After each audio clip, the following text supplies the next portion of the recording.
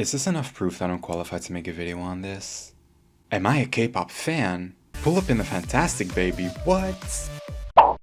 안녕하세요. Welcome back to Eternally Online, the place that you found because you are chronically online. Let's get into it. You guys, I think I have an embarrassing confession to make. I am a K-pop fan.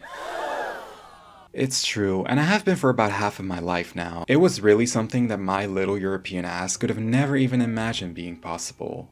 Since then, I've fallen deep down the K-pop rabbit hole, and I've never looked back. It's kinda crazy to think that I'm only 20 years old, and I've been a K-pop fan since the era where this was considered an attractive hairstyle on men. Now you might be asking me, Eternal, what is this silly hat that you are wearing? Well, since we're talking about K-pop, I try my best to emulate the style of a K-pop idol for this video. Do not buy your K-pop idols from Shein. Last time I did that, it started barking at me. I keep up with so many different groups nowadays, I buy the merch, and I even go to the concerts. Seeing ATEEZ in February of this year was truly a life-changing experience. But little did I know that when I attended that concert, that I would see a part of chronically online history unfold right before my eyes in real time. See, one particular moment from the concert I was at went viral online shortly after it happened. At one point during the concert, the ATEEZ members passed the microphone to somebody from the audience to ask them a question. And it ended up leading to quite an uncomfortable situation. Hi.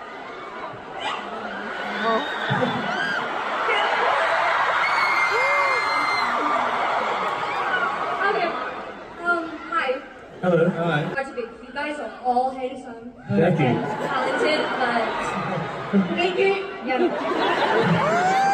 Did we all just witness this girl receiving the mic from a member, this girl snatching it out of her hands, and then blocking the original girl from saying anything when she clearly wants to speak? When it went down at the concert, I didn't actually notice that she snatched the mic out of the other girl's hands. It felt like it all happened so fast, and it very well could have been the same for these girls. It's a very real possibility to accidentally showcase rude behavior during an adrenaline rush that a setting like a concert can give you. It wasn't really until a few days later when I started seeing people discuss it online that I realized, yeah, no, this is kinda shitty behavior. Even if the girls were friends, it's one thing to take the microphone out of your friend's hand when they're clearly too excited to speak, but deliberately not letting your friends speak at all is giving very, why isn't everything about me? Overall, this was just a very uncomfortable moment for both the artist and the audience, but I don't think this was too big of a deal, seeing as it was just one isolated incident. Except it wasn't. Otherwise, this video wouldn't exist. I feel like generally, K-pop fans are known to be pretty unhinged. In the eyes of the average internet person, they're all just immature school children who are obsessed with their oppars and will dox you if you criticize their favorite group. When I catch you, Miss Lady Gaga, I swear to God, I will drag you and I will beat your ass, you stupid white bitch. And obviously, there's the more seriously unhinged behavior among K-pop fans, but I want to keep this video light and poke fun at the more inconsequential, lighthearted, crazy stuff they do. But like we just saw, K-pop fans don't just act unhinged towards each other. Once they get into close capacity with their favorite artists, you bet your ass that you're in for an awkward moment. I mean, these are the people who would do anything to get close to their favorite idol. So much that they'd even fight others over it. Literally.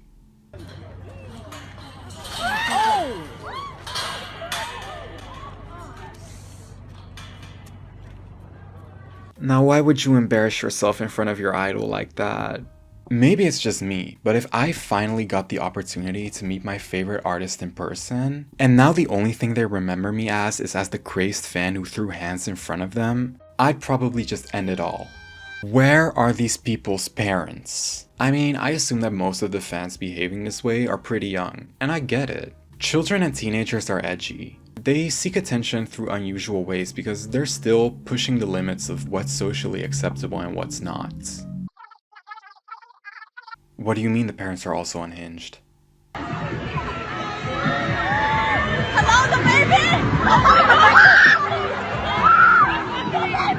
Oh shit! This is probably the most insane thing I've ever seen happen at a concert. Yes, even more than Pink shooting off into the cosmos and BB Rexa being sniped with someone's phone. I just need to know if this baby is okay. When I'm at a concert, I feel like my intestines are being blown out of my body with how loud those goddamn speakers are. If my fully grown adult ears can't even handle the volume at concerts, can this poor baby even hear anymore? I imagine the hearing damage that baby incurred is like if you smashed a fragile little Fabergé egg with a giant watermelon. Honestly, concert spaces usually tend to be the settings where fans act the most unhinged. And that isn't just exclusive to K-pop fans, that goes for every genre. We all remember those endless articles that came out post-pandemic about Gen Z not being able to behave at concerts, right? Mother is mothering! I mean, has it really come down to the point where we're giving artists wheels of cheese at a concert and your parents' ashes? While this is objectively insane behavior, at the time I did feel like these articles were kind of sensationalizing the doom and gloom of it all, in order to give the older generations more ammo to hate on Gen Z. I mean, crazed fans, hecklers, and stage crashers have existed since the inception of concerts, really. The difference is in the way of their expression. In the 90s, you'd have someone heckling Courtney Love, telling her that she should off herself. Nowadays, it's people yelling at Mitski about how badly they want her to sit on their face. Yo, I'm still shocked about those ashes. You know, throughout this video, I've been referring to these people as fans because despite their rude behavior, they do actually seem to be invested in the artists that they're interacting with. For some of them though, you'd think that they're a straight up hater based on the way that they interact with their supposed favorite artists. Sorry. My bad. Can you practice your English, please? Okay. Thank you. This is our English. Yes, please. Okay. Thank you.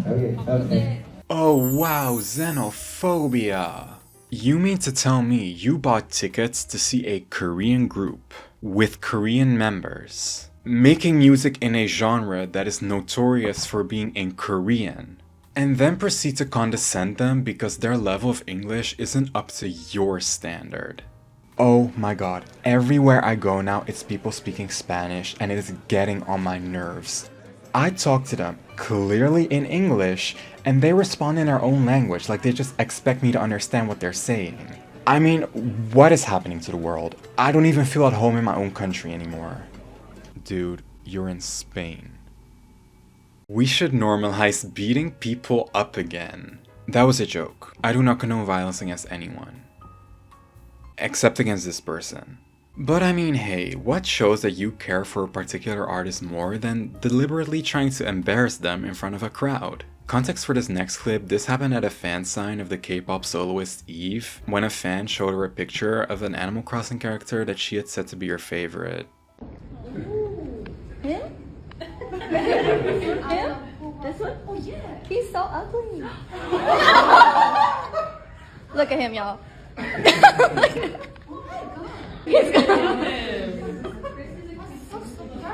Hey, if you like something that your fans don't like, you are a bad person and you should feel bad. I'd really like to know where people get the bravery and the audacity from to just say this to their favorite idol's face. I feel like these people would be comfortable enough to literally spit on their fave if they got the chance.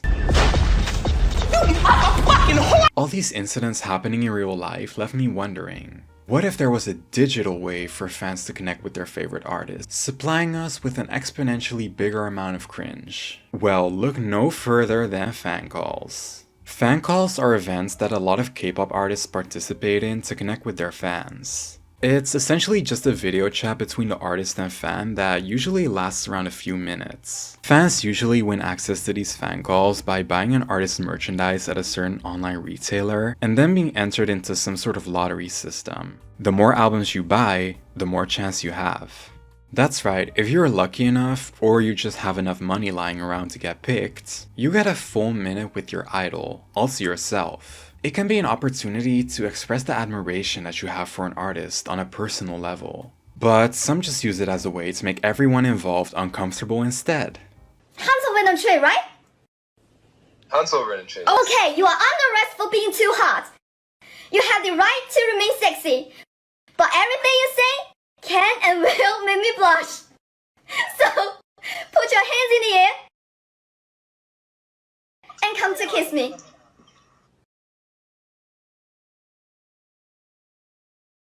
Thank you for your cooperation. I do feel bad because by the sound of their voice, this person is definitely a child. And this is something that I would have 100% done at that age too. So thank God I've always been too poor to afford something like this. So one thing that idols tend to do during these fan calls is fan service, which is essentially just acting in an exaggerated cute way to please the fans. However, it can turn uncomfortable quickly to everyone looking in from the outside.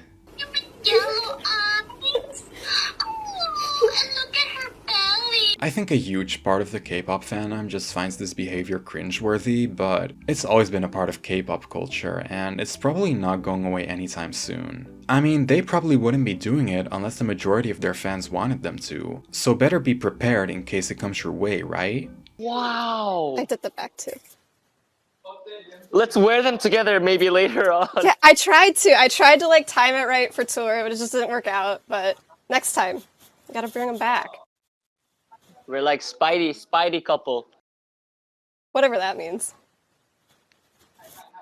That's like a web, right? Spider web. This is just rude as hell. Mind you, that idol is there for you, and you want to embarrass them based on a standard y'all set? The audacity. I could never.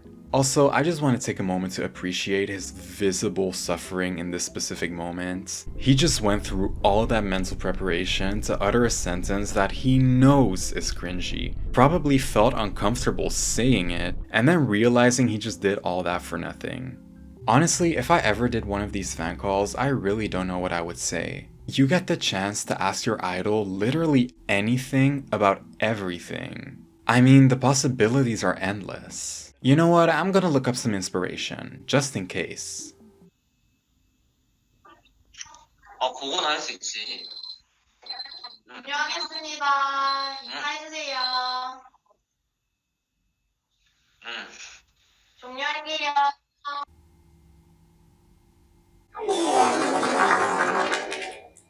Okay, never mind. General reminder that that person probably spent hundreds of dollars just to ask that question. I'd hang up. I think I need to take a break to recover from what we just witnessed. And with taking a break, I mean running away from this topic as far as possible and never coming back to it. Why are these people like this? An integral part of K-pop's marketing is the existence of parasocial relationships. Fans are constantly affirmed both by the idols, the companies, and other fans that they know these idols. They're friends. They're basically best buddies with each other. As a result, it's really not surprising that they feel like they can interact in such an intimate way with them. Hey, I tell my friends about my bowel movements all the time. Everybody does that, right? Right? At the end of the day, we can poke fun at these people, but it's important to remember that they're just a small minority of fans. I hope. If you're a normal K-pop fan, that's great, and I'm sure you're a nice person. If you are one of the fans who acts anything like we've just seen in this video, please stop immediately. That's all I have for today. I feel like this was definitely a bit of a different topic than my previous videos, but I hope you still enjoyed it anyway. If you liked this video, please make sure to subscribe so that I can foster a parasocial relationship with you too, and we will become stronger than the BTS army. That's all I had to say, and I will see you in the next one. Bye bye!